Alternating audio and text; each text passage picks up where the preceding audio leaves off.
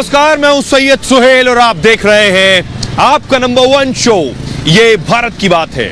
मैं इस वक्त जयपुर में हूं और मेरे पीछे आप देख रहे हैं एल्बर्ट हॉल, जिसे प्रिंस एल्बर्ट के लिए बनवाया गया। आज राजस्थान में होने के पीछे वजह और मकसद, राजस्थान में 199 सीटों पर विधानसभा चुनाव थे, तो ये भारत की बात है आज राजस्थान के जयपुर से ही होगा। और साथ ही साथ उम्मीद करते हैं आप सभी पूरी तरह से फिट होंगे, सेहतमंद होंगे और स्वस्थ होंगे। करने जा रहे हैं आज की सबसे बड़ी खबर के साथ, और सबसे बड़ी खबर यह है, जो तस्वीरें ये आप देख रहे हैं, मैं इस वक्त राजस्थान में हूं और यह तस्वीर बेशक पुरानी है, लेकिन मैं आपको सच बताऊं, राजस्थान में लोग जब वोट करने के लिए पहुंचे तो उनके जहन में यह तस्वीर जरूर थी। मैंने सैकड़ों लोगों से बात की, हर शख्स कन्हैया लाल का जिक्र जरूर कर रहा था। तो राजस्थान के वोटर में कन्हैया लाल के इस मर्डर की, इस हत्या की तस्वीरें थी। लेकिन ये मैं इस वक्त आपको क्यों दिखा रहा हूं, उसके पीछे एक खास वजह है। कन्हैया लाल के आरोपी बेशक गिरफ्तार हो चुके हैं, जेल में हैं, लेकिन ये जो तस्वीर राजस्थान से आई थी, उदयपुर से आई थी, योगी राज में भी ये हिला देने वाली तस्वीर सामने आई है। योगी राज में भी सर तन से जुदा करने की कोशिश की गई, जैसे उदयपुर में हुई थी। और लेकिन योगी राज में योगी का स्टाइल जरा जुदा है। तो योगी राज में जिसने कोशिश की, उसकी ये तस्वीर मैं आपको दिखा रहा हूं। ये वो शख्स है जिसने चापड़ से, बेरहमी से गला काटने की, गर्दन काटने की कोशिश की है। ये कौन है इसके बारे में मैं आपको बताऊंगा, लेकिन ये जिहादी मानसिकता वाले शख्स पर योगी ने क्या कार्रवाई की है ये भी आपको बताऊंगा। ये जो शख्स है जिसने चापड़ चलाने के बाद, गर्दन काटने के बाद अल्लाह अकबर का नारा भी लगाया, आखिर इस जिहादी मानसिकता के पीछे कौन है?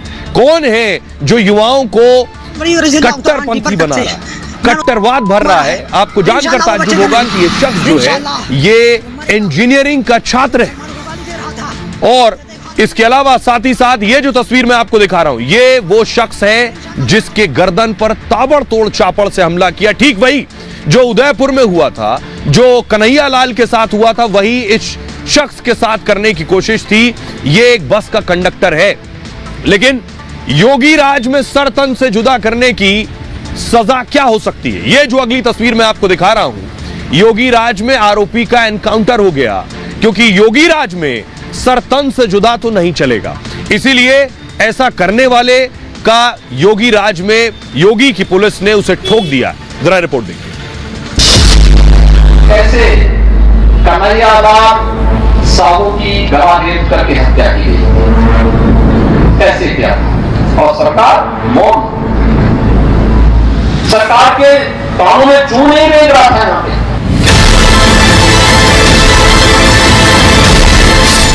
राजस्थान में चुनाव प्रचार के दौरान योगी ने कन्हैया लाल मर्डर केस पर गहलोत सरकार को इस तरह से घेरा था, बस कन्हैया लाल जैसी घटना योगी राज में करने की गलती कर दी। सर तन से जुदा करने की कोशिश की। इंजीनियरिंग के छात्र ने गर्दन पर चापड़ चला दिया। हमलावर चापड़ लेकर बेखौफ घूम रहा था, भड़काऊ नारे लगा रहा था, वीडियो में खुद को जिहादी बता रहा था। लेकिन योगीराज में अपराधियों का पक्का इलाज होता है, वही मुकद्दर इसका भी लिखा था। योगीराज में सर तन से जुदा करने की हिमाकत करने की एक ही सजा हो गई, थाए थाए चल गई गोली, चापड़ बास का हो गया एनकाउंटर। सर उसके घर पे बुलडोजर चलाइए, उसको एनकाउंटर में मार डालिए। योगी राज में एनकाउंटर हो गया, लेकिन जिस शख्स का एनकाउंटर हुआ है उसके बारे में आपको बताऊं, इसने आखिर कैसे चापड़ लेकर हत्या करने की कोशिश की। यूपी में यह कन्हैया लाल जैसा हत्या का प्लान बनाया गया। प्रयागराज में दरअसल बस कंडक्टर पर जानलेवा हमला हुआ। इंजीनियरिंग कॉलेज जाने के लिए बैठा था छात्र, किराए को लेकर कंडक्टर से विवाद हुआ। आरोपी ने बस कंडक्टर पर चापड़ से हमला कर दिया। कंडक्टर हरिकेश विश्वकर्मा पर अचानक हमला कर दिया और चापड़ से हमला करने के बाद छात्र मौके से फरार हो गया। आरोपी छात्र का नाम आपको बताऊं, ये जिसे आप देख रहे हैं तस्वीर में, ये है लारेब हाशमी। लारेब हाशमी ने कंडक्टर पर चापड़ से एक दो नहीं कई बार किए। कॉलेज के गेट के सामने ही चापड़ से हमला किया। इंजीनियरिंग का छात्र अपने कॉलेज के गेट के सामने ही ताबड़तोड़ चापड़ चलाए। चलती इलेक्ट्रिक बस में बेरहमी से चापड़ से हमला किया और बस में सवार लोग कुछ समझ पाते उससे पहले ही ये फरार हो गया। आरोपी छात्र के मौके से फरार होने का भी वीडियो वायरल हुआ है। वीडियो में आरोपी के हाथ में तमंचा दिखाई दे रहा है। हमले के बाद भड़काऊ नारेबाजी करते दिखाई आरोपी और वीडियो में छात्र ने इस्लाम के अपमान का आरोप लगाया। वीडियो में कहता दिख रहा है काफिर को मार डाला, जिहादी अभी जिंदा है का नारा लगा रहा है। सोचिए ये जहर कौन भर रहा है। हमले में कंडक्टर हरिकेश गंभीर रूप से घायल हो गए। प्रयागराज के अस्पताल में उनका इलाज चल रहा है। परिवार के मुताबिक हालत में तेजी से सुधार हो रहा है। परिवार ने पीएम मोदी और सीएम योगी से गुहार लगाई है। आरोपी के खिलाफ सख्त कार्रवाई की मांग भी की गई है। सुनिए जरा, जिसके ऊपर चापड़ से हमला हुआ, जिसकी गर्दन काटने की कोशिश हुई, उसका परिवार क्या कह रहा है। उसके पिता को सुनिए और उनकी माताजी को। बात हुई आपके बेटे से भी? कैसा है बेटा? हाँ ठीक है सर। क्या मांग करेंगे जिसने ये किया है उसके साथ क्या होना चाहिए? उसके साथ गलत का इल्जाम दिया जाए उसको, और क्या। हाँ वही एक लड़का है सर, 2 लड़कियां हैं सर। हाँ वही कमाने वाला है सर। लड़ता झगड़ता कभी किसी से? कुछ नहीं, कोई झगड़ा झंझट, बहुत साधारण किस्म का बच्चा है। योगी जी से मांग करियो, मुख्यमंत्री से मांग करियो, क्या मांग करियो? हम खा भैया हमारे कुछ है दवा कुछ लगाओ, कैसे हम करी भैया के। हाँ चाहे है हम नहीं जान पाओ, अब के गा हो भाई जाने। एक बेटा हमारे आज भैया हमारे यहाँ हमारे कोराया नहीं था, आज हम न हराई को तो न हराई के साहेब। लेकिन देखिए योगी राज में योगी का स्टाइल जुदा है। कन्हैया लाल की राजस्थान में गला काट कर हत्या कर दी गई। लोगों में बहुत रोष है यहां कि आखिर उनके आरोपी को सख्त सजा अब तक नहीं मिली। लेकिन योगी राज में एनकाउंटर हुआ। जिस शख्स को आप देख रहे हैं अस्पताल में बेड पर लेटा, इसको योगी की पुलिस ने ठोक दिया है। इसी ने चापड़ लेकर हमला किया था कंडक्टर पर। और ये आप इसकी दूसरी तस्वीर देख रहे हैं, पुलिस इसे स्ट्रेचर पर ले जा रही है। तो योगी के स्टाइल में सजा ऑन द स्पॉट मिलती है। आइए अब मैं आपको बताऊं कि आखिर किस तरह से इसका एनकाउंटर किया गया। योगी की पुलिस ने कैसे इसका एनकाउंटर किया। दरअसल ये इसकी गिरफ्तारी योगी की पुलिस ने कर ली थी। और इस गिरफ्तारी के बाद आपको बताऊं, जब इसे ले जा रहे थे उस वक्त इसने एक साजिश रची। कंडक्टर पर हमले के आरोपी को पुलिस ने दबोचा। मौके से करीब 2.5 किलोमीटर दूर से गिरफ्तारी हुई। देर रात आरोपी को लेकर पुलिस मौके पर पहुंची। हमले में इस्तेमाल चापड़ की बरामदगी करानी थी। पुलिस इसे ले गई कि जिस चापड़ से इसने हत्या की है वो उसकी बरामदगी करानी है। आरोपी ने क्या किया, उसी वक्त पुलिस पर हमला कर दिया। पुलिस ने फौरन जवाबी कार्रवाई की। पुलिस के हमले में आरोपी घायल हो गया। आरोपी छात्र के पैर में गोली लग गई और इसके बाद उसे अस्पताल में भर्ती कराया गया। कंडक्टर पर हमले को लेकर पुलिस ने केस दर्ज कर लिया है। आरोपी छात्र से हमले को लेकर पूछताछ की जा रही है। पुलिस ने आरोपी के परिवार वालों का भी बयान दर्ज कर लिया है। सुनिए जरा इस मामले में पुलिस ने क्या कुछ कहा है और इस मामले में जो आरोपी है उस पर भी एक्शन हुआ है। सुनिए जरा। जब पुलिस टीम द्वारा चापड़ की बरामदगी के लिए अभियुक्त की निशानदेही पर वहां ले जाया गया अभियुक्त को, तब पहले से छुपे असले के द्वारा अभियुक्त ने पुलिस पे फायरिंग करी। पुलिस की आत्मसंरक्षक फायरिंग के दौरान अभियुक्त चोटिल हुआ, जिसे तुरंत अस्पताल ले जाया गया। इस मामले को हम लोगों ने जैसे हमारे संज्ञान में कल आया है, हम लोगों ने सबसे पहला एक्शन किया कि उसको जो है कॉलेज से सस्पेंड कर दिए हैं। फिर फर्दर एक्शन जो हमारी कमेटी रिकमेंड करेगी कि फर्दर हमें क्या एक्शन लेना है, क्या उसको हमें कॉलेज से टर्मिनेट कर देना है, ऑल इस प्रकार से होते हैं, या हमें क्या प्रिकॉशंस लेनी है, क्या फ्यूचर में केयर करना है, तो we will take action accordingly. और ये तस्वीरें जो मैं आपको दिखा रहा हूं, ये आरोपी के घर की तस्वीर आप देख रहे हैं। आरोपी के घर में ताला लगा है। आरोपी का परिवार वाले फरार हैं। लेकिन मैं आपको बताऊं कि आखिर ये जो शख्स है जिसने हत्या की या कोशिश की मारने की, सरतन से जुदा उत्तर प्रदेश में करने की कोशिश की, ये है कौन। इसके बारे में आपको बताऊं कि ये इंजीनियरिंग का छात्र है। इसका नाम है लारेब हाशमी, जो पढ़ने में तेज था, इंजीनियरिंग कर रहा था। एक इंजीनियर को आखिर किसने कट्टरपंथी बना दिया। पढ़ा लिखा युवक प्रयागराज के इंजीनियरिंग कॉलेज का छात्र है, बीटेक फर्स्ट ईयर की पढ़ाई कर रहा है हाशमी, और पुलिस की एक टीम लारेब हाशमी के घर पहुंची और असवा हाजीगंज सोराव में परिवार से पूछताछ की गई है। पुलिस की टीम ने हाशमी के कमरे की भी जांच की है। इंजीनियरिंग कॉलेज में साथी छात्रों से भी पूछताछ होगी। वायरल वीडियो में एक कट्टर जिहादी दिख रहा है और कंडक्टर पर हमले का उसे कोई पछतावा नहीं है। लारेब हाशमी के आतंकी कनेक्शन की भी जांच हो रही है। यूपी एटीएस पूरे मामले की जांच में जुट गई है। जांच एजेंसी अस्पताल में भी पूछताछ कर रही है और हमले के बाद वायरल वीडियो की भी जांच हो रही है। लारेब हाशमी ने खुद उन वीडियो को बनाया है। वायरल वीडियो में वो बेहद कट्टर बातें कह रहा है। किसी आतंकी संगठन से फंडिंग की भी जांच की जा रही है।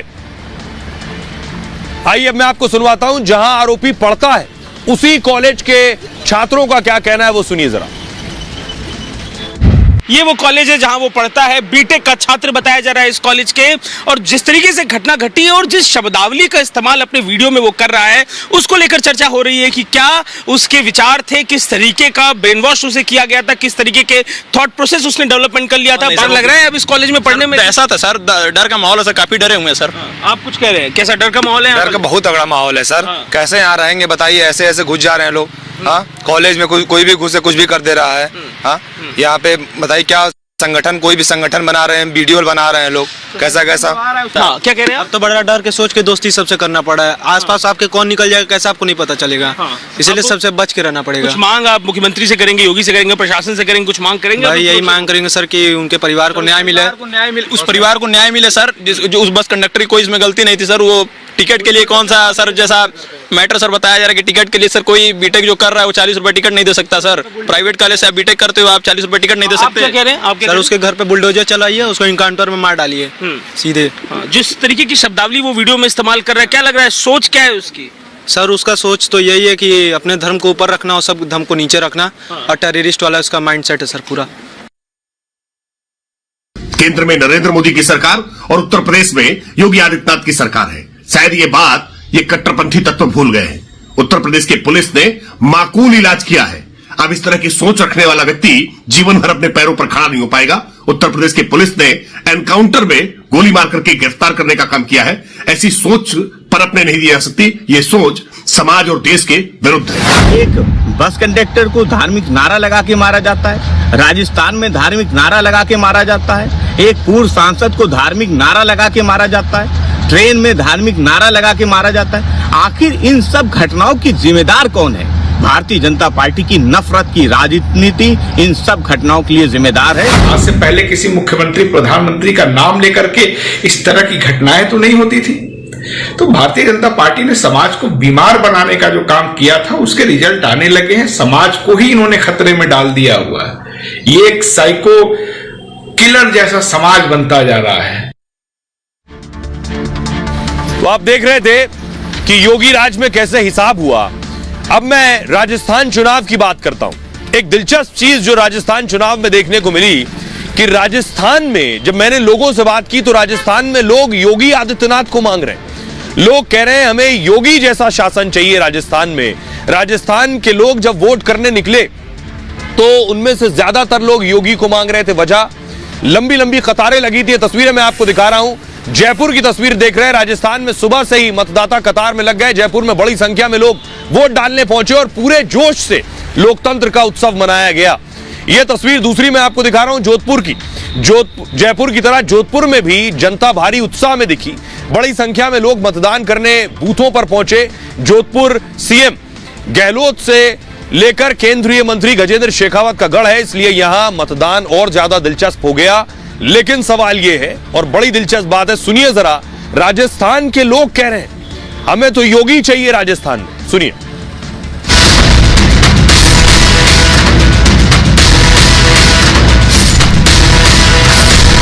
योगी जी का मॉडल यहाँ चलेगा। जो गंदी राजनीति, तुष्टीकरण की राजनीति कांग्रेस द्वारा करी गई है वो सब खत्म होगी।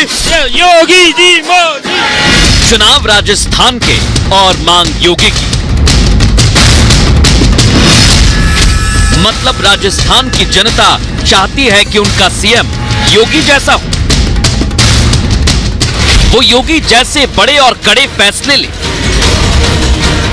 राजस्थान में अपराधियों पर लगाम लगाए और बिगड़ रही कानून व्यवस्था को फिर से काबू में लाए, ताकि राजस्थान में कन्हैया मर्डर जैसी कोई वारदात ना हो। बालकनाथ जी सीएम। क्यों बालकनाथ जी क्यों? क्योंकि हिंदूवादी आदमी है वो। यूपी को दोहराना है और बुलडोजर को लाना है। यूपी का सीएम योगी आदित्यनाथ है, वैसा कोई चेहरा यहाँ राजस्थान में भी चाहिए। कोई योगी चाहिए? अरे कोई दूसरा बालकनाथ भी सही है। बालकनाथ चाहिए? हाँ बालकनाथ चाहिए। नाम चल रहा है, बाबा बालकनाथ का नाम चल रहा है, क्योंकि वो योगी की तरह है, वो उसमें पावर में डिसीजन लेने का पावर है उसमें, इसलिए बाबा योगीनाथ। योगी चाहिए, योगी यूपी में है, योगी का भाई बालकनाथ है, वो सीएम। योगी में क्या खासियत है? योगी में खासियत है कि वो निर्णय तुरंत लेते हैं। मतदान के बीच राजस्थान में योगी का नाम गूंज रहा है, तो मतदाताओं के मन में योगी जैसा एक चेहरा घूम रहा है। वो योगी की तरह सन्यासी है और उनके प्रचार में योगी खुद भी आए। तो क्या राजस्थान में एक और योगी सीएम बनने वाले हैं? फिर भी आपका मन क्या है, कौन मुख्यमंत्री का? योगी का कोई डुप्लीकेट आ जाए। मोदी और योगी। योगी राजस्थान में कहाँ है तो नहीं, नाम तो डंका तो बज रहा है ना। सर हमारे को तो योगी चाहिए ही चाहिए, योगी चाहिए ही चाहिए। अब सोचिए जरा, बड़ा दिलचस्प है कि राजस्थान में चुनाव में एक बड़ा मुद्दा कन्हैया लाल का मर्डर भी रहा। पिछले साल 28 जून को उदयपुर में एक टेलर कन्हैया लाल की गला काटकर हत्या कर दी गई थी। सरतन से जुदा के इस मामले से पूरा देश हिल गया था। यकीन मानिए, राजस्थान के लोग आज भी उससे डरे सहमे दहशत में। राजस्थान की आवाम जब आज वोट करने पहुंची तो उनके जहन में कन्हैया लाल की ये तस्वीरें चल रही थी। सुनिए लोग क्या कह रहे हैं, किसे चाह रहे हैं सीएम वो। बताइए, पहला वोट है आपका, कितनी खुशी है और साथ साथ युवा होने के नाते क्या सोचती हैं आप? मुझे बहुत खुशी हो रही है, और जैसे कि हम युवा हैं इस देश के, तो हमें ही आगे जाके इस देश को चलाना है, तो इसलिए हमारा वोट बहुत इम्पोर्टेंट है इस देश के लिए। क्या चाहती हैं आप, आपके राज्य में, आपके जयपुर में क्या हो जो नहीं है? बीजेपी हो जो नहीं है। अच्छा क्यों, कुछ खास वजह सर? किस चीज़ की खास वजह? बीजेपी होनी चाहिए। नहीं होनी चाहिए, बीजेपी का हम शुरू से सपोर्ट करते हैं। बीजेपी और देश निर्माण, देश के लिए, राष्ट्र निर्माण के लिए बीजेपी का होना बहुत जरूरी है। बीजेपी का होना बहुत जरूरी है। मुख्यमंत्री कौन बनेगा? मुख्यमंत्री का अभी दावेदार नहीं है, अभी दावेदार नहीं, लेकिन दिया कुमारी जी और बाबा बालकनाथ की बात चल रही है। वसुंधरा जी? वसुंधरा ने आउट कर दिया सीन से। आउट नहीं है, वसुंधरा जी कम, नया चेहरा चाहिए, अभी नया चेहरा चाहिए। पब्लिक का डिमांड ही नया चेहरा होना चाहिए। दिया जी वसुंधरा जी को रिप्लेस कर देंगी? नहीं, रिप्लेस कर देगी ये तो देखने, लेकिन बाबा बालकनाथ क्यों? ये पार्टी तय करेगी, पार्टी तय करती है। अभी नाम चल रहा है, बाबा बालकनाथ का नाम चल रहा है, क्योंकि वो योगी की तरह है, वो उसमें पावर में डिसीजन लेने का पावर है उसमें, इसलिए बाबा योगीनाथ है। योगी चाहिए आपको? योगी चाहिए, योगी यूपी में है, योगी का भाई बालकनाथ है, वो सीएम। योगी में क्या खासियत है? योगी में खासियत है कि वो निर्णय तुरंत लेते हैं। कोई भी निर्णय हो किसी तरह का, प्रशासन का हो चाहे जनता का हो, या कोई भी जो अपराधी है नहीं समझे, उनका जो भी डिसीजन करना है उनका तुरंत लेते हैं डिसीजन। यहाँ अपराध है क्या? अपराध सब जगह है, यहाँ तो बहुत अपराध है। आप टीवी वाले आप देखते नहीं होंगे, यहाँ सारा अपराध है। क्या नहीं है यहाँ? बलात्कार यहाँ है, पेपर आउट यहाँ हुए हैं। फिर भी आपका मन क्या है, कौन मुख्यमंत्री का? योगी का कोई डुप्लीकेट आ जाए। सब यहाँ मैं एक चीज काफी लोगों को सुन रहा हूँ, लोग बार बार बालकनाथ जी हो सकते हैं, बालकनाथ जी हो सकते हैं सर। बालकनाथ, हम तो बालकनाथ को बुलाना चाहते हैं। बालकनाथ को बुलाना चाहते हैं हम। क्यों, वजह? बढ़िया निर्णय लेने वाला आदमी है, कोई स्ट्रॉन्ग आदमी आना चाहिए, ये ऐसा नहीं आना चाहिए, कोई मतलब नहीं है इसका। पार्षद जी कह रहे हैं बाबा बालकनाथ सीएम होने चाहिए। हम तो कह रहे हैं दिया कुमारी जी होनी चाहिए, और बहुत बेस्ट कैंडिडेट हैं, और यहाँ पे राजस्थान में लीड करेंगी, और विद्यानगर से रिकॉर्ड तोड़ मतों से वो जीतेंगे। क्या नाम आपका? प्रवेश राजपूत। आप तो वसुंधरा राजे जी का ही नाम लेंगे? नहीं, बीजेपी का चेहरा कोई दूसरा होना चाहिए, कोई योगी होना चाहिए, जिससे यहाँ पे माफिया। राजपूत महारानी नहीं चलेगी? नहीं। क्यों? कोई काम जो ऐसा कोई धाकड़ चेहरा चाहिए, जैसे यूपी का सीएम योगी आदित्यनाथ है, वैसा कोई चेहरा यहाँ राजस्थान में भी चाहिए। सबको योगी चाहिए? अरे कोई दूसरा बालकनाथ भी सही है। बालकनाथ चाहिए? हाँ बालकनाथ चाहिए, बिल्कुल। बालकनाथ जी सीएम। क्यों बालकनाथ जी क्यों? क्योंकि हिंदूवादी आदमी है वो। यूपी को दोहराना है और बुलडोजर को लाना है। यूपी को दोहराना है और बुलडोजर को लाना है। जय सिया राम। मोदी और योगी। तो योगी राजस्थान में कहाँ है तो नहीं, नाम तो डंका तो बज रहा है ना। राजस्थान बीजेपी चाहता है। ऐसा राज्य की लहर है सर। कमल का फूल बीजेपी। फूल कमल का फूल कभी ना भूल सर। पूरा राजस्थान क्या पूरा हिंदुस्तान। ये तो बालकनाथ जी। यहाँ भी योगी चाहिए आप लोगों को? सर हमारे को तो योगी चाहिए ही चाहिए, योगी चाहिए ही चाहिए। और मैं सर हवा महल क्षेत्र से बोल रहा हूँ और हवा महल क्षेत्र में ही रहता हूँ। और हवा महल क्षेत्र के अंदर बाल मुकुंदाचार्य कमल जैसे खिला हुआ है वैसे ही खिलता हुआ रहेगा, न कभी मुरझाए न कभी मुरझाए। बालकनाथ जी आएंगे, क्या करेंगे? विश्वास है सर, वो पूरे योगी है, पूरे योगी है सर। क्या करेंगे योगी? आप यहाँ देखो ना सर, यहाँ करप्शन ज्यादा है बिल्कुल। रेप कितने हो रहे हैं? हर चीज सर। रेप कितने हो रहे हैं? आप ये तो देखो रेप कितने हो रहे हैं। ये जो एनकाउंटर होते हैं आपको योगी कर रहे हैं। बहुत बढ़िया है, योगी कर रहे हैं। बढ़िया है योगी। राजस्थान में भी ऐसा होना चाहिए। योगी चाहिए, मोदी भी बाद में, अगर योगी आ जाए एनकाउंटर सीधा एनकाउंटर चाहिए। हमें तो योगी चाहिए। तो सोचिए, ये एक बड़ा मुद्दा था राजस्थान में वोटर के सामने। तस्वीर जब बात कन्हैया लाल की हो रही है तो तस्वीरें मैं आपको दिखाने जा रहा हूं। उदयपुर में कन्हैया लाल के बेटे ने भी वोट डाला और कहा कि ईवीएम का बटन दबाकर उन्होंने अब इंसाफ की मांग की है। आइए आपको सुनवाते हैं कन्हैया लाल के बेटे की तस्वीर। आप देख रहे हैं जब वो वोट डालने के लिए पहुंचे। सुनिए वो क्या कह रहे हैं, वो क्या मांग कर रहे हैं। उत्तर प्रदेश में जैसे फैसले होते हैं वहां जल्दी सजा मिल जाती है, जब तक हत्यारों को सजा नहीं हो जाती तब तक बाल नहीं कटवाऊंगा, चप्पल नहीं पहनूंगा, ये कह रहे हैं कन्हैया लाल के सपुत्र। 1.5 साल से मैंने उस समय ये प्रण ले लिया था कि जब तक मतलब मेरे पिताजी के हत्यारों को फांसी की सजा नहीं मिलेगी तब तक मैं जूते चप्पल नहीं पहनूंगा और बाल नहीं कटाऊंगा। उस समय से लेकर मतलब अभी तक यही चल रहा है कि मतलब अभी तक इनको सजा क्यों नहीं मिली और सब इतने ज़्यादा सबूत होने के बावजूद भी अभी तक इस केस को लेट क्यों किया जा रहा है। बट हाँ मतलब जैसे कि यूपी में डिसीजन लिए जाते हैं किसी भी केस को लेकर और जल्द से जल्द अपराधियों को सजा मिल जाती है, तो लगता है कि अगर ये चीज़ वहाँ पे होती तो जल्द से जल्द अपराधियों को सजा मिल जाती। एक बड़ी बात आपको बताऊं कि राजस्थान में एक बड़ा मुद्दा कानून व्यवस्था भी है, लॉ एंड ऑर्डर।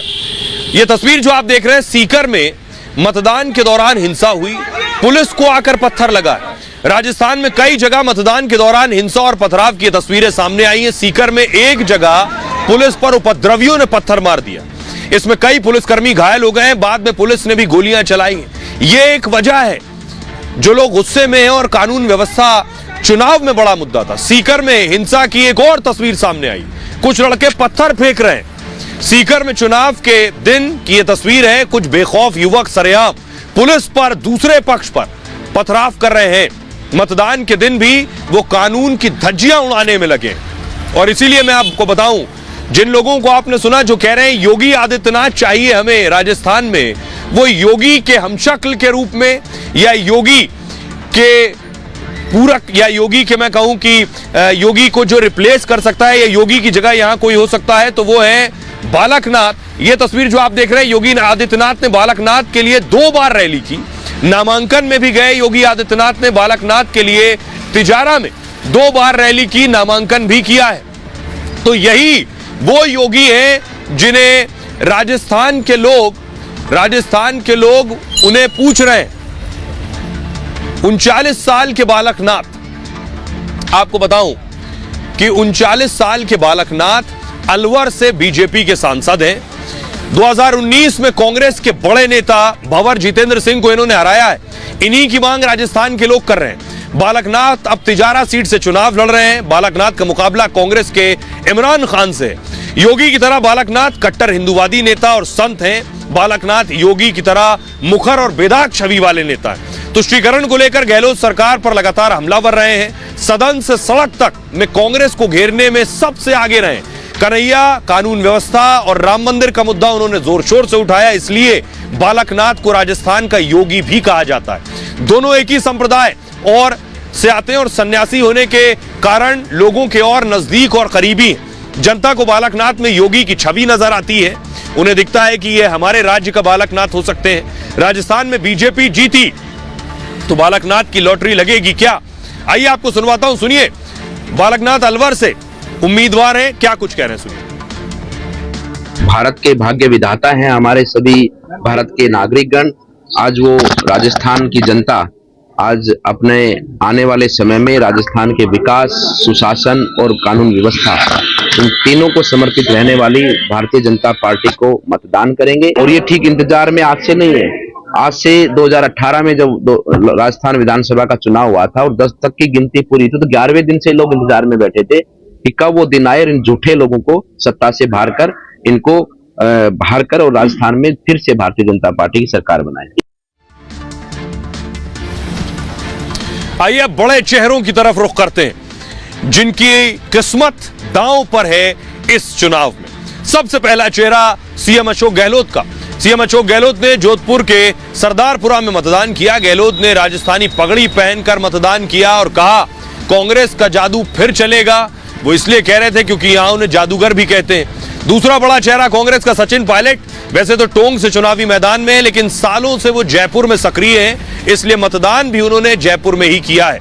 अगला नाम है बीजेपी का बड़ा चेहरा और हो सकता है मुख्यमंत्री हो, क्योंकि बहुत कुछ तय करेंगे चुनाव के नतीजे। वसुंधरा राजे की हम बात कर रहे हैं। वसुंधरा राजे झालावाड़ से चुनावी मैदान में, लेकिन उन्होंने भी मतदान जयपुर में किया। वसुंधरा पहली बार पोते के साथ वोट डालने पहुंची। अगला नाम है जो वसुंधरा को रिप्लेस कर सकती हैं यहां राजस्थान में, जिनको लेकर अटकलें चल रही हैं, वो है दिया कुमारी। दिया कुमारी जयपुर राजघराने की राजकुमारी हैं। जयपुर में ही राजकुमारी दिया ने मतदान किया है, विद्याधर नगर। और अगला जो नाम आता है वो है बालकनाथ के। बीजेपी के नेता और सांसद बालकनाथ ने अलवर में मतदान किया। मतदान से पहले उन्होंने शंकर भगवान के मंदिर में पूजा अर्चना भी की। और बीजेपी के एक और बड़े नेता राज्यवर्धन राठौर, बीजेपी के युवा नेता, ओलंपिक पद विजेता राठौर ने जयपुर में मतदान किया है। आइए अब मैं आपको बताऊंगा, बड़ी दिलचस्प बात यह है, लोग एक सवाल कर रहे हैं कि आखिर कौन बनेगा राजस्थान का मुख्यमंत्री। सबकी निगाहें या तो अशोक गहलोत की तरफ है, सचिन पायलट की तरफ है, बीजेपी में भी बहुत से चेहरे हैं। तो कांग्रेस की सरकार अगर आती है तो सीएम कौन होगा? राजस्थान के मौजूदा सीएम है अशोक गहलोत, 3 बार राजस्थान के मुख्यमंत्री बने। जोधपुर के सरदारपुरा से उम्मीदवार हैं, 5 बार विधायक और 5 बार सांसद रहे। वो सोनिया गांधी के करीबी नेता हैं। गहलोत माली जाति यानी ओबीसी से आते हैं और राजस्थान में ओबीसी थोड़ा बहुत नहीं 50% से ज्यादा है। इसलिए सीएम के कांग्रेस के तगड़े दावेदार हैं, यानी दोबारा कांग्रेस के सीएम हो सकते हैं अगर सचिन पायलट ने कुछ ऐसा ना किया जो गहलोत के लिए मुश्किल हो जाए। अगला नंबर आता है, अगर कांग्रेस की सरकार आई तो गहलोत के बाद राजस्थान कांग्रेस में नंबर 2 है सचिन पायलट। पायलट की छवि कांग्रेस में युवा नेता की है। वो टोंक सीट से चुनाव लड़ रहे हैं और पायलट गुर्जर समाज से आते हैं। पूर्वी राजस्थान में 35 सीटों पर गुर्जर का दबदबा है। पिछली बार गहलोत के लिए कुर्सी छोड़ दी थी और पायलट राहुल और सोनिया के भी करीबी है, इसलिए कांग्रेस जीती तो सीएम भी बन सकते हैं। सचिन पायलट के साथ इस बार गुर्जर मीना है या नहीं, यह सबसे बड़ी बात है। अब बीजेपी अगर जीतती है चुनाव तो क्या वसुंधरा राजे मुख्यमंत्री होंगी? यह सीधे सीधे इस बात पर निर्भर करेगा कि बीजेपी कितने मार्जिन से चुनाव जीत रही है। 2 बार राजस्थान की सीएम रह चुकी हैं। झालरापाटन से बीजेपी की उम्मीदवार है वसुंधरा। 5 बार विधायक, 5 बार सांसद रह चुकी हैं। राजपूत और महिला वोटरों पर सीधा असर है। 60 सीटों पर वसुंधरा राजे का सीधा प्रभाव है, इसलिए बीजेपी में सीएम की बड़ी दावेदार है। अगला नाम है दिया कुमारी का। राजस्थान में बीजेपी का चर्चित और लोकप्रिय चेहरा है। दिया कुमारी जयपुर राजघराने की राजकुमारी भी हैं। 2013 में वो सवाई माधोपुर से विधायक बनी। 2019 में दिया राजसमंद से सांसद चुनी गई। इस बार जयपुर की विद्याधर सीट से चुनावी मैदान में। बीजेपी इस युवा महिला के जीतने पर इन्हें सीएम भी बना सकती है। आपको बताऊं, अगला नाम है अर्जुन मेघवाल का। अर्जुन मेघवाल मोदी सरकार में मंत्री हैं। वो लगातार 3 बार बीकानेर से सांसद हैं। राजस्थान में मेघवाल का कद बड़ा है। अर्जुन मेघवाल दलित समाज से आते हैं। राजस्थान के 17% से के करीब दलित आबादी है। दलित फेस के रूप में वो सीएम के बड़े दावेदार भी हैं। अगला नाम है गजेंद्र सिंह शेखावत का। राजस्थान में सबसे ज्यादा सक्रिय केंद्रीय मंत्री शेखावत लगातार 2 बार से जोधपुर से सांसद है। गहलोत सरकार को घेरने में वो आगे रहे हैं। चुनाव प्रचार के दौरान भी सबसे आगे नजर आए। शेखावत भी बीजेपी से सीएम पद की रेस में है। सुनिए जरा ये बड़े चेहरे जो वोट डालने के लिए निकले क्या कुछ कह रहे हैं। भाई कैंडिडेट गारंटी होगी है सरकार रिपीट होगी इस बार। उनकी बातों में कोई दम नहीं है। ये चुनाव मोदी जी का नहीं है, विधानसभा चुनाव है। जनता एक्चुअली में बहुत आक्रोशित है। हाँ, 3 तारीख को उनको पता चलेगा कि वो अंडर करंट क्या है। अंडर करंट तब तक 3 तारीख तक रहने दो, कोई नहीं। हम लोग बहुमत लेकर आएंगे। बहुमत जनता कितना देगी ये पब्लिक पे डिपेंड करेगा और आज के मतदान पे डिपेंड करेगा, लेकिन ओवरऑल जो मूड है वो चेंज का नहीं है। लोग कांग्रेस को एक बार दोबारा मौका देना चाहते हैं। आज से 2018 में जब राजस्थान विधानसभा का चुनाव हुआ था और 10 तक की गिनती पूरी थी, तो 11वें दिन से लोग इंतजार में बैठे थे कि कब वो दिन आए और इन झूठे लोगों को सत्ता से बाहर कर इनको बाहर कर और राजस्थान में फिर से भारतीय जनता पार्टी की सरकार बनाए। उनको करंट लगने वाला है 3 दिसंबर को, ये बिल्कुल क्लियर है। जो लोगों का मूड है, जो पूरे राजस्थान का मूड है, बिल्कुल क्लियर है। प्रधानमंत्री मोदी जी की गारंटी हर घर में है, हर मन में है।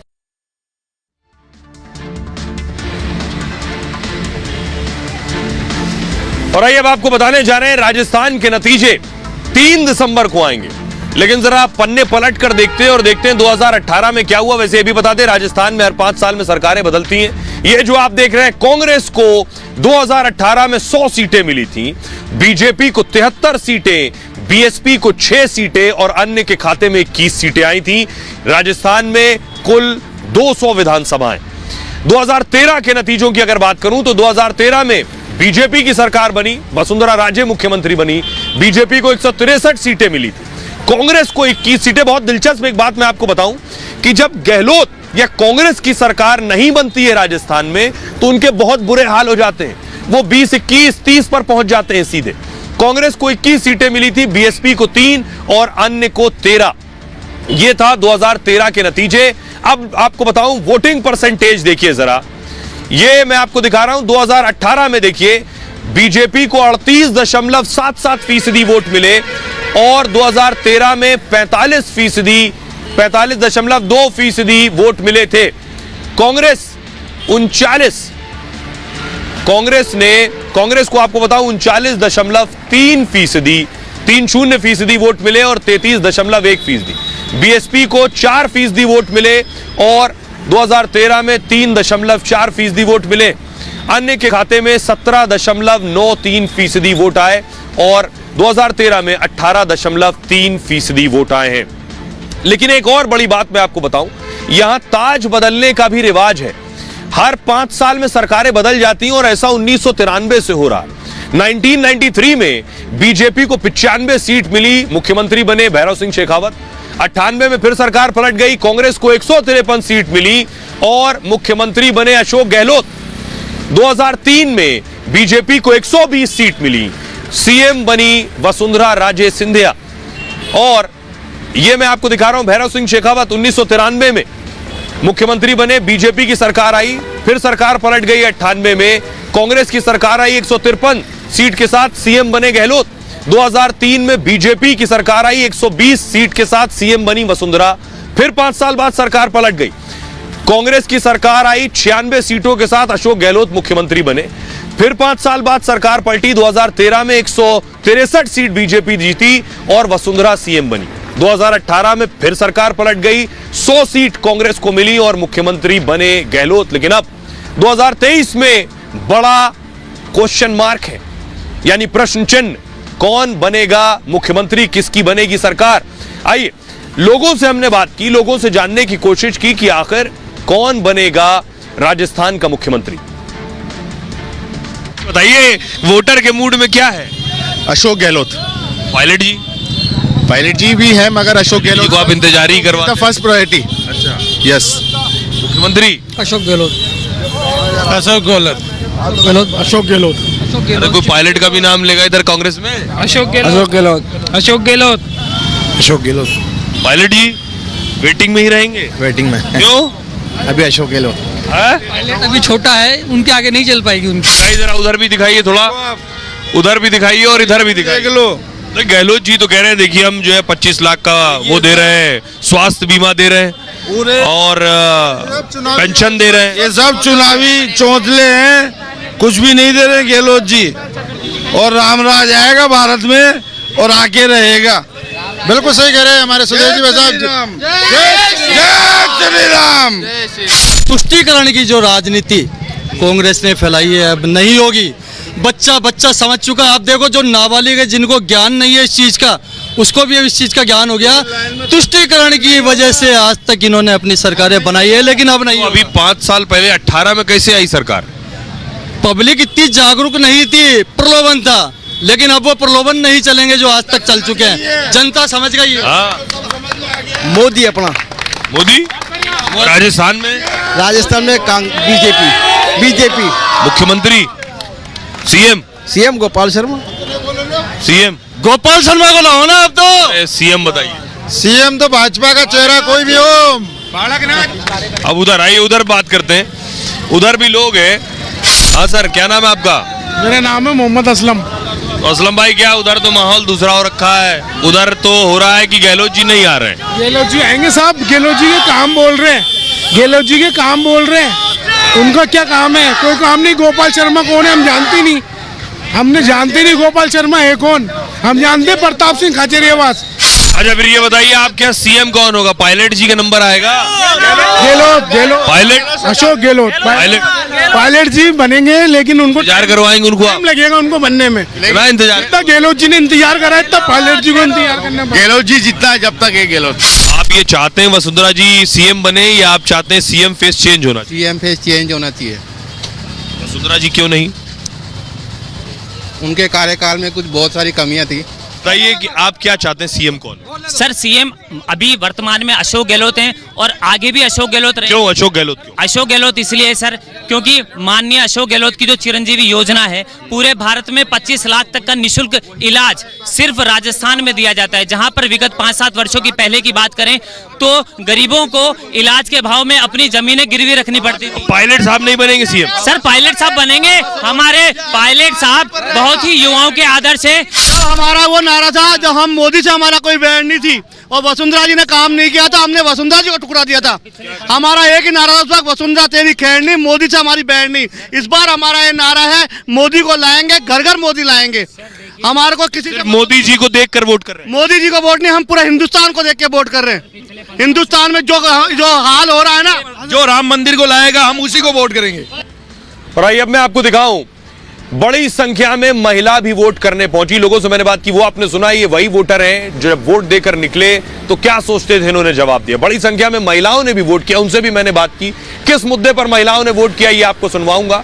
ये एक और तस्वीर आप देख रहे हैं, दूल्हा भी वोट डालने पहुंचा। ये तस्वीर ये बताती है कि प्राथमिकता क्या है। प्राथमिकता है अपनी सरकार चुनना, क्योंकि सब कुछ सियासत से ही तय होता है।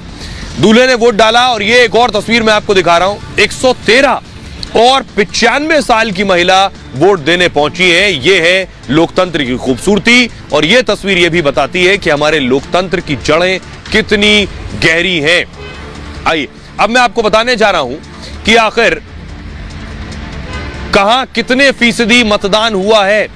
जैसलमेर में 76.6% वोटिंग हुई है। जोधपुर में 64.3% वोटिंग हुई है। जयपुर में 69.2%, बीकानेर में 66.5%, झालावाड़ में 73.3%, कोटा में 70%, टोंक में जो सचिन पायलट का क्षेत्र है 68.8%, दौसा में 67.3%, अलवर में 69.7%, कुल 68.4% यानी 68.4% मतदान हुआ है। लोगों से जब मैंने बात की, ग्राउंड पर महिलाएं क्या कह रही हैं, किस मुद्दे पर वोट करने पहुंची, पुरुष किस मुद्दे पर वोट कर रहे हैं, युवा किस मुद्दे पर वोट कर रहा है, वो सुनिए सर। तो बीजेपी की तरफ से हैं, इधर आम आदमी पार्टी का क्या? मोदी जी पूरे वर्ल्ड के जो पूरे वर्ल्ड के प्रधानमंत्री हैं। वर्ल्ड के प्रधानमंत्री? पूरे वर्ल्ड के। कैसे?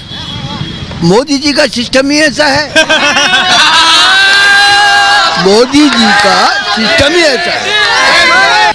इधर प्रधानमंत्री के अलावा गहलोत जी का बताइए क्या है? गहलोत जी का तो गहलोत जी है। गहलोत जी तो गहलोत जी है। गहलोत जी आ रहे हैं कि जा रहे हैं? जाएंगे। लाल डायरी खतरनाक करेगी। बड़े जानकारी है आपको, लाल डायरी के बारे में क्या जानते हैं? लाल डायरी के अंदर सबके बड़े बड़े आदमियों के नाम नंबर है उसमें। कई लॉकर खुले हैं अभी और खुलना बाकी है। मोदी जी कह रहे हैं ये लाल डायरी में सब कुछ है। सब कुछ है, वो सही है। अम्मा क्या नाम है आपका? गोपी देवी। क्या करती हैं? मैं तो पहले काम करती थी, अब नहीं करा। अब क्यों, एक्सीडेंट हो गया था ना मेरे। एक्सीडेंट हो गया था? हाँ, 2 एक्सीडेंट हो गए। इलाज कराया था? हाँ, इलाज कराया था। पैसा देना पड़ा था क्या? नहीं, हमने पैसे दिए थे खुद। वो कार्ड बना है चिरंजीवी का आपका? अभी बना है, बच्चा बीमार था ना हमारा अभी, तो अभी दवाई तो हमारी बहुत हॉस्पिटल में लगी थी, बहुत पैसे लगे थे। फिर हमको पता नहीं था, चिरंजी पैसे लगा के फिर चिरंजी बनवाया। पहले लगा दिए फिर पता चला? हाँ। और क्या सरकार से क्या सुविधा मिलती है आपको? बस हमको तो ये 1000 मिलता है और गेहूँ मिलती है 5 किलो। 2 बेटा। गहलोत जी कैसा काम किए? गहलोत ने पहले तो अभी दिया था, अभी सही का पहले तो नहीं करा था, अभी दिया था हमको। अभी दिया हमको। कौन कौन पार्टी अच्छी है भाई? पार्टी तो अब हमको तो ना वो न्याल करेगी ना वो न्याल करेगी, दोनों बराबर है, दोनों बराबर। अब तो हम दोनों के तरफ। आपके सामने क्यों बोले किसकी तरफ है? हम दोनों के तरफ, आप जिसको देना होगा दे आएंगे। जो हमारा ख्याल रखेगा हम उसकी तरफ। कह रहे हैं जिनको देना होगा वहाँ आगे जाएंगे, जिनको देना होगा दे आएंगे। पेंशन मिल रही है? पेंशन तो मिल रही है ना 1000। उससे कोई फर्क है? फर्क है, वो तो मेरी शुरू से ही बनी है 1000, नहीं बढ़ी है नहीं कम। कब से मिल रही है आपको पेंशन? जब से मैं विधवा हुई तब से मिल रही है। क्या साल हो गए? ये इसको हो गए बहुत साल हो गए। वसुंधरा सरकार में मिल रही है? हाँ हाँ, तभी से मिल रही है। हाँ, तब से मिल रही है। कौन सरकार अच्छी है? हमारे को तो दोनों ही अच्छी लग रही है। जो सुविधा देती रहे वो अच्छी है? नहीं नहीं, सुविधा क्या? सुविधा नहीं दे रही हमारे को तो फिर भी फूल से मिलेगा सुविधा, सही बात है। हाँ। गहलोत? अरे गहलोत भी देगा तो गहलोत को भी दे देंगे। गहलोत किए हैं, कुछ किए हैं? हाँ, कराने मोबाइल दिया है। मोबाइल दिया है? कहाँ मोबाइल? ये गहलोत जी वाला है? ये तो वसुंधरा वाला है। अच्छा, वसुंधरा वाला है? हाँ। वसुंधरा वाला लेके आए वोट देने के लिए। वसुंधरा वाला ही है। हमारा भी वही वसुंधरा वाला है, अभी तक चल रहा है मेरे पास। हाँ, 18 से पहले मिला था? हाँ, ये वो है। और जो गहलोत वाला घर पे पड़ा है। गहलोत वाला भी ले लिया, वसुंधरा वाला भी ले लिया? दोनों ले लिया, क्यों नहीं लेंगे? जब दे रही है सरकार तो लेंगे, ऐसी बात थोड़ी है कोई। अच्छा होगा, सिलेंडर फ्री मिल रहा है 450 का? 450 का तो नहीं मिला, 1100 का। क्या बात कर रहे हैं? गहलोत जी तो कह रहे हैं 450 का दे रहे हैं। 450 का तो नहीं मिल रहा, 1100 रुपए का लेके आ रहे हैं हम तो ब्लैक से। वो भी ब्लैक से चलाते हम तो सर, पहले भी। और सिलेंडर क्या रुपए का मिल रहा है? 910 का। 910 का। गहलोत जी तो कह रहे 450 का। 910 का ही मिल रहा है। 910 का मिल रहा है भैया, कहाँ मिल रहा है 450? जी कह रहे हैं सिलेंडर 450 का दे रहे हैं, महिलाओं को आपको घर का बजट बनाएंगे। तो दे रहे हैं सिलेंडर, हम मेहनत करके खा लेंगे, कोई दिक्कत नहीं है सर, मेहनत करके खा लेंगे। सर 900 की जगह अगर आपको अगर जे लालच दे रही है, वो आज तक बताओ कि कब तक पूर्ति हुई है? ये लालच सिर्फ रहती है जब इलेक्शन टाइम रहता है ना, पब्लिक को एक भ्रमित करने के लिए रहती है, बाकी कुछ भी नहीं होता है सर। बाकी जो बीजेपी जो बोलती है वो करती है। 400 रुपए का सिलेंडर देंगे तो ये पैसा भी हमारा ही जाएगा, ये सिर्फ उन महिलाओं को मिलेगा। ये सिर्फ 500 का सिलेंडर तो बीजेपी भी कह रही हम देंगे। तो सर ये सिर्फ उन महिलाओं को ही मिलेगा जिन महिलाओं जो गरीबी रेखा के नीचे हैं। पैसा तो राजस्थान के लोगों को आप सुन रहे थे, और राजस्थान के लोगों ने जो राजस्थान का मुकद्दर है वो ईवीएम में कैद कर दिया है। 3 तारीख को नतीजे आएंगे। रिपब्लिक भारत पर सबसे तेज और सबसे पहले आप नतीजे देख पाएंगे। बहरहाल खबरों में आगे बढ़ते हैं। आज की एक और बड़ी खबर है, तेजस में प्रधानमंत्री नरेंद्र मोदी की उड़ान देखने को मिली। प्रधानमंत्री नरेंद्र मोदी तेजस में सवार हुए। मोदी का मैं आपको बताऊं, तेजस से उन्होंने हाथ हिलाया। तेजस से हाथ हिलाने के बाद ये जो तस्वीर जो मैं आपको दिखाने जा रहा हूं, उसकी खासियत ये है कि दरअसल ये आत्मनिर्भर भारत की, भारत के आगे बढ़ते कदम की एक तस्वीर है जो बताती है कि भारत सैन्य क्षेत्र में खुद आत्मनिर्भर बन रहा है। अब हमें दूसरों से हथियार लेने की जरूरत नहीं पड़ती। अब हम फाइटर भी बना रहे हैं, अब हम गोले बारूद और मिसाइल भी बना रहे हैं। देखिए जरा प्रधानमंत्री नरेंद्र मोदी जब तेजस में बैठे।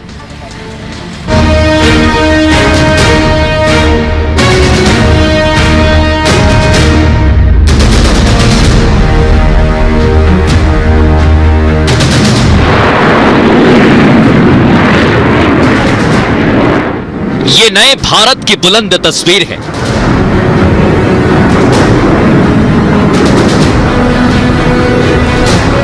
तेजस लड़ाकू विमान में प्रधानमंत्री नरेंद्र मोदी की उड़ान।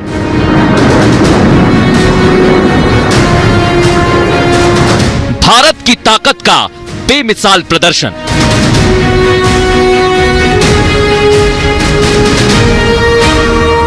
45 मिनट तक हवा में रहे प्रधानमंत्री मोदी।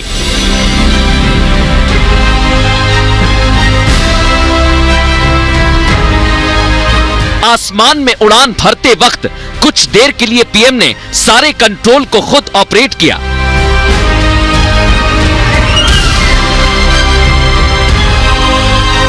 फाइटर प्लेन तेजस में उड़ान के बाद मोदी ने कहा, दुनिया में हम किसी से कम नहीं।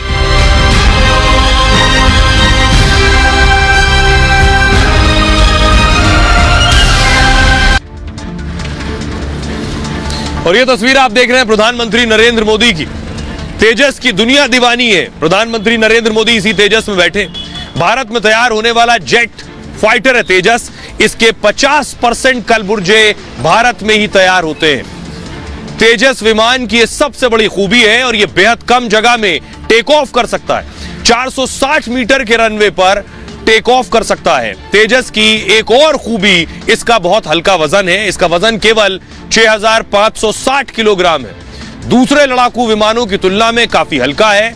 हल्के वजन में बेहद कारगर लड़ाकू विमान है। 1.6 मैक की स्पीड से उड़ान भरता है और इस विमान में इजराइल के रडार लगे हुए हैं। इससे तेजस एक साथ 10 टारगेट ट्रैक कर सकता है। ट्रैक करने के बाद इस पर सटीक निशाना लगा सकता है। और दुनिया के कई देशों ने तेजस में दिलचस्पी दिखाई है। अमेरिका, ऑस्ट्रेलिया, इंडोनेशिया, फिलीपींस में डिमांड में तेजस 8 से 9 टन भार ले जा सकता है और सुखोई की तरह हथियार और मिसाइल भी ले जा सकता है। दुश्मन के रडार को चकमा देने में सक्षम है। हवा में ईंधन भर के फिर से दुश्मन के इलाके में जा सकता है।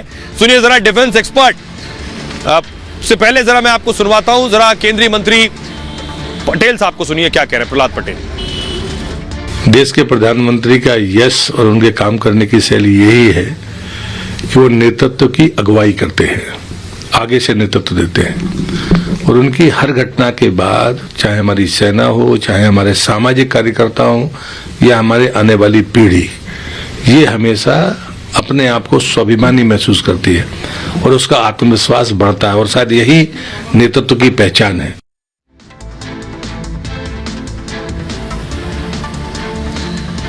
तेजस से खबरों में आगे बढ़ते हैं। आज की एक और बड़ी खबर है। पूरा देश 13-14 दिन से इंतजार कर रहा है कि हमारे 41 भाई कब निकलेंगे, लेकिन वो मशीन जो है अमेरिका से आई थी, ऑगर मशीन, उसने अब धोखा दे दिया है। दुखद खबर ये है आपको बताऊं कि जो अभी 41 लोग फंसे हैं वो अभी भी इस इंतजार में, उनके परिवार वाले बाहर परेशान हैं। उम्मीद कर रहे थे कि जल्द से जल्द निकल आएंगे लेकिन ये तस्वीर जो अगली तस्वीर आप देख रहे हैं, ऑगर मशीन बंद हो गई, काम नहीं कर रही है। मशीन में खराबी आ गई है, जानकारी ये मिल रही है और इस खराबी के पीछे वजह बताई जा रही है कि आगे जो रोड़े आ रहे हैं उसकी वजह से मशीन पर असर पड़ा है। ऑगर मशीन के जो पार्ट्स हैं वो जेसीबी टनल के अंदर से जो लेकर निकलती नजर आ रही है। ये तस्वीरें बता रही है कि उसके बहुत से पुर्जे खराब हो गए हैं और अभी काम रुक गया। ये तस्वीर देखिए, रात का वक्त है, काम पूरी तरह से रुक गया है। अब इंतजार हो रहा है एक दूसरे उपाय का कि आखिर पूरी ऑगर मशीन, एक जेसीबी नजर आ रही है, देख रहे हैं इस पर ये पूरी मशीन दिख रही है जो बता रहा है कि आखिर हुआ क्या है। मशीन ने पूरी तरह काम करना बंद कर दिया है। ऑगर मलबे में ड्रिलिंग का काम कर रही थी। इसी दौरान मलबे के बीच लोहे का जाल आया और लोहे का जाल ऑगर मशीन को बीच में रुकावट पैदा कर दी। उसके बाद से ऑगर मशीन काम नहीं कर रही है। अब अगले उपाय पर सोचा जा रहा है कि अगला उपाय क्या हो सकता है ऑगर मशीन को लेकर। सुनिए जरा क्या कुछ कह रहे हैं experts. The drilling, the augering has stopped. Yeah. It's too much for the auger. Okay. Okay. It's like our auger is it's not going to do anything more. We're looking at, as we've always been, multiple options, but with each option we're considering how do we make sure that 41 men come home safe and we don't hurt anyone. और अंदर जो लोग हैं सबके हौसले बिल्कुल मजबूत हैं। वो लोग उनके अंदर कोई ऐसी वो नहीं है कि कहीं, उन्होंने कहा है कि जितने भी दिन लगे आप हमको सुरक्षित तरीके से बाहर निकालिए। हम लोग यहाँ पर ठीक हैं और आप लोग हमारी चिंता बिल्कुल मत करिए।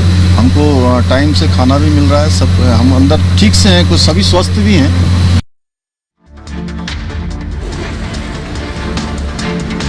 अब मैं आपको बताने जा रहा हूं कि आखिर उपाय क्या है, कैसे किस तरह से निकाला जाएगा दूसरा उपाय।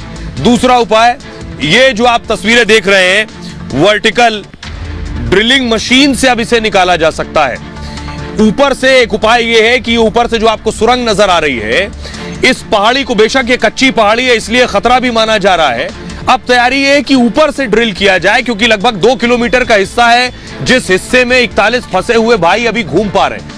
ऊपर से उस जगह को ढूंढा जा रहा है जिससे ड्रिल किया जाए, इसीलिए बाकायदा रोड बनाई गई है वहां तक कि मशीन वहां तक जाए और ऊपर से ड्रिल करके अंदर छेद करके जो भी 41 लोग फंसे हैं उन्हें एयरलिफ्ट किया जाए रस्सी से। एक ये तरीका है, लेकिन इसमें खतरा भी है। खतरा यह है कि पहाड़ी कच्ची, अगर ऊपर से ड्रिल किया जाएगा तो उस सूरत में पूरी पहाड़ी बैठ सकती है, कुछ और मलबा नीचे गिर सकता है, ये एक बाधा है।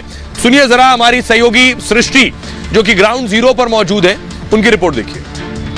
इस मामले को लेकर एक बड़ी बैठक बुलाई जा रही है जिसमें इस पर चर्चा की जाएगी कि क्या वर्टिकल ड्रिलिंग की ओर अब रुख करेंगे, जिसको लेकर जो मशीन्स है वो भी असेंबल कर ली गई हैं। उसकी तस्वीर आप दिखा रहे हैं कि वर्टिकल ड्रिलिंग पर अगर फैसला होता है तो ये मशीन जो है तैयार कर ली गई है। आप देख सकते हैं कि रास्ता बीआरओ की ओर से पहले ही बना दिया गया है, अब उस रास्ते को पक्का किया जाएगा और इन्हीं मशीनों को ऊपर पहुंचाना है। इसी तरीके की कई और मशीन है जो ऊपर लेकर जाई जाएंगी, पहाड़ी के ठीक ऊपर जहां पर मार्किंग की गई थी, और उसके बाद में ड्रिलिंग को शुरू किया जाएगा। एक लंबा समय वर्टिकल ड्रिलिंग में लग सकता है, यानी कि अगर फैसला होता है वर्टिकल ड्रिलिंग को लेकर तो ये वो इक्विपमेंट्स हैं, ये वो मशीन है, उसके ब्लेड्स हैं जिसे लेकर जाया जाएगा। लेकिन सबसे बड़ा अपडेट यही है कि अभी तक इस ऑपरेशन में ये सबसे बड़ी बाधा है जो आ चुकी है। पिछले 14 दिनों से इस आस में जो मजदूर हैं वो लगातार बैठे हैं कि उन्हें जल्द से जल्द बाहर निकाला जाएगा, लेकिन ये समस्या वो भारी समस्या है। बात हुई, उन्होंने क्या कहा है आज? वही कहा, परेशान हो रहे हैं अंदर वो लोग। हाँ वो भी परेशान, देखिए अभी मेरा भी तबीयत खराब है, वो तो ठीक है लेकिन परेशान हो रहा है निकलने के लिए। वो बोल रहा है कि जेल के तरह हम कितना दिन यहाँ हम लोग रहेंगे। अभी कोई पता भी नहीं कितना वक्त और लगेगा। नहीं कुछ पता नहीं, अब कोई बता ही नहीं रहा है। क्या कहना चाहेंगे आप प्रशासन से, शासन से? यही कहेंगे हम जल्दी निकाल लिया जाए, अब कितना दिन अंदर रहेगा। ये जो रेस्क्यू ऑपरेशन है ये बहुत ही कठिन परिस्थितियों में और चुनौतीपूर्ण परिस्थितियों में चल रहा है। जो भी समय लगेगा हम लोग एक्सपेक्ट कर रहे हैं कि कल मॉर्निंग तक ये जो है मशीन पूरी निकल जाएगी और निकलने के बाद उसके बाद मैनुअली उस पर आगे बढ़ेंगे। तो सभी ऑप्शंस पर हम काम कर रहे हैं और अभी हैदराबाद से आगर मशीन को काटने के लिए प्लाज्मा जो कटर है, प्लाज्मा कटर मंगाया जा रहा है, वो भी शाम तक जॉली ग्रांट एयरपोर्ट पर पहुंच जाएगा और रात तक यहाँ पर आने से वो जल्दी, और जो कटिंग का काम है वो जल्दी होगा। तो आप सुन रहे थे, अभी भी 41 लोग फंसे हुए हैं, उनके निकालने की कोशिशें जारी हैं। पूरा देश दुआ कर रहा है कि 41 भाई जल्द से जल्द निकल आए। हम भी उम्मीद करते हैं कि जल्द से जल्द बाहर आ जाएंगे। लेकिन आपको बताऊं कि राजस्थान के जयपुर के एल्बर्ट हॉल के बाहर मैं मौजूद हूं और जो चुनावी नतीजे हैं बहुत दिलचस्प रहने वाले हैं, क्योंकि बीजेपी और कांग्रेस में कांटे की टक्कर है। एक तरफ टक्कर है, दूसरी तरफ वो रिवाज है जो 5 साल में पलट जाता है। इसलिए जयपुर के और राजस्थान से के एल्बर्ट हॉल से इतना ही। रुक रहे एक छोटे से ब्रेक के लिए। आप अपना और अपनों का बहुत बहुत ख्याल रखिए। लौट रहे हैं कुछ ही पलों में।